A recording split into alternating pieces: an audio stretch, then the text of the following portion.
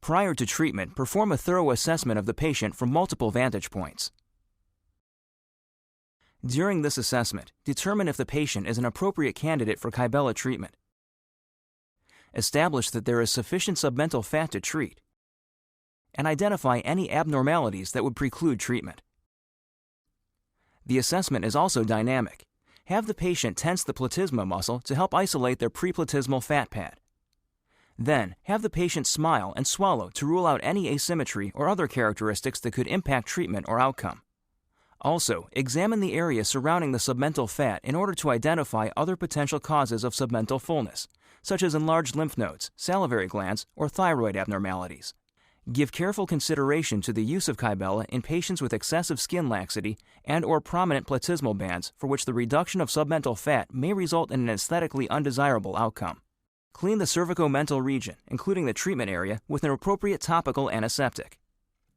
Identify and mark key external landmarks of the cervicomental region, such as the inferior mandibular border, the anterior borders of the sternocleidomastoid muscles, and the thyroid notch.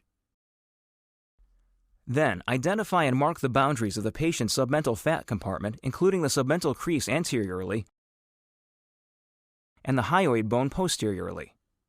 The lateral boundaries of preplatysmal submental fat are variable among patients, so careful examination is warranted. They can be revealed through palpation while the patient tenses the platysma muscle.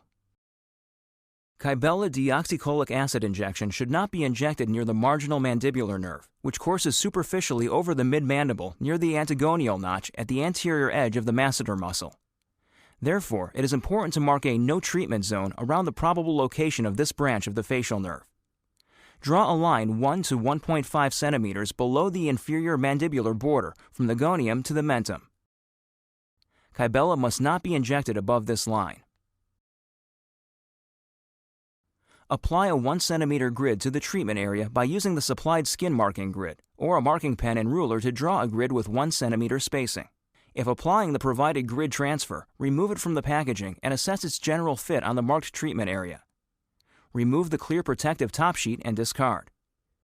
Press the transfer paper firmly onto the patient's clean, dry skin with the printed grid pattern facing the skin.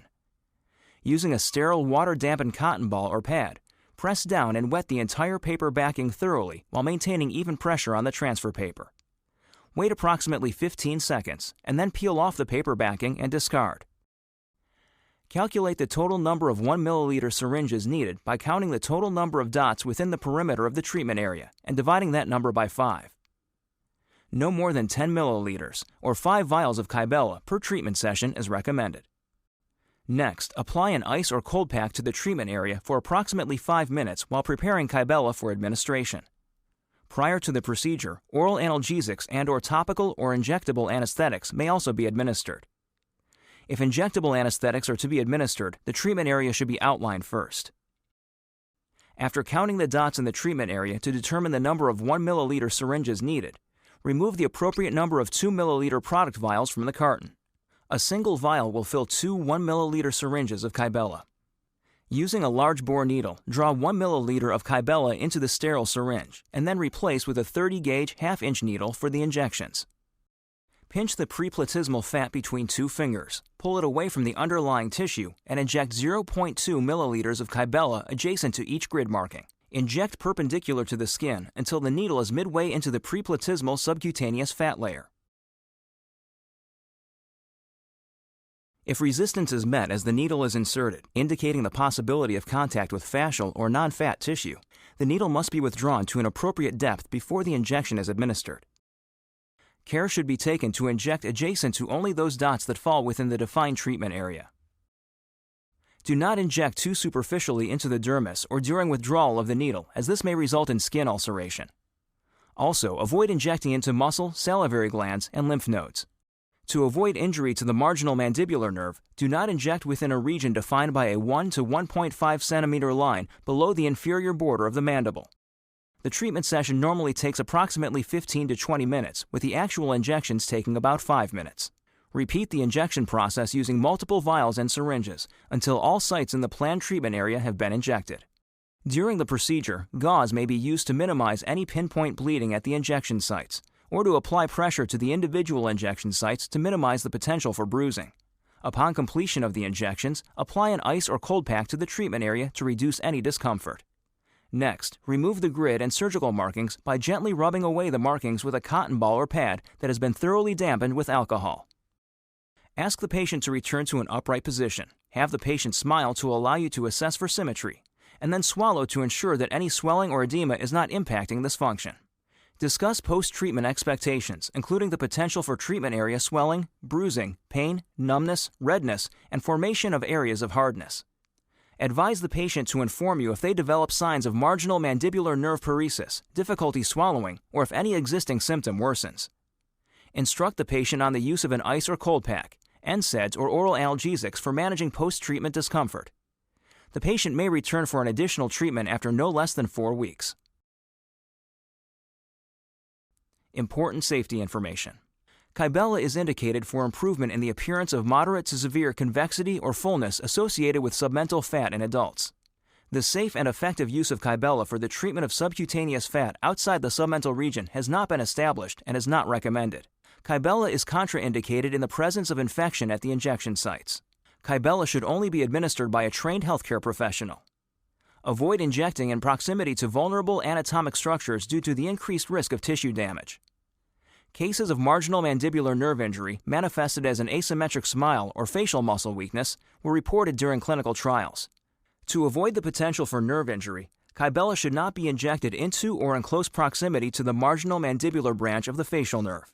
All marginal mandibular nerve injuries reported from the trials resolved spontaneously with a range of 1 to 298 days and a median of 44 days.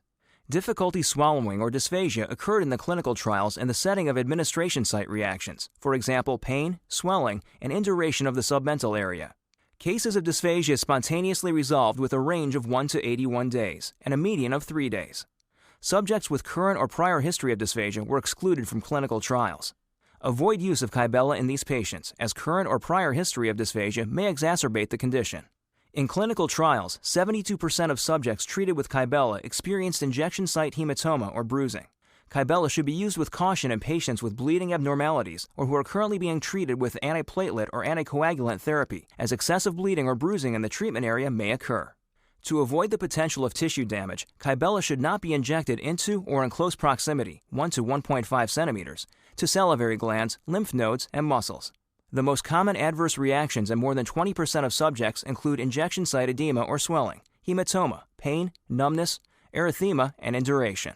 Area-adjusted dose of 2 mg per centimeter squared delivered as a concentration of 10 mg per milliliter via 0.2 milliliter injections spaced 1 centimeter apart until all sites in the planned treatment area have been injected. Up to 50 injections or 10 milliliters may be injected in a single treatment. Up to 6 single treatments may be administered at intervals no less than 1 month apart. See general considerations for administration and injection technique before injection. Injection: 10 mg per milliliter sterile solution supplied in 2 milliliter vials. Each vial is for single patient use. Dilution or admixture with other compounds is not recommended.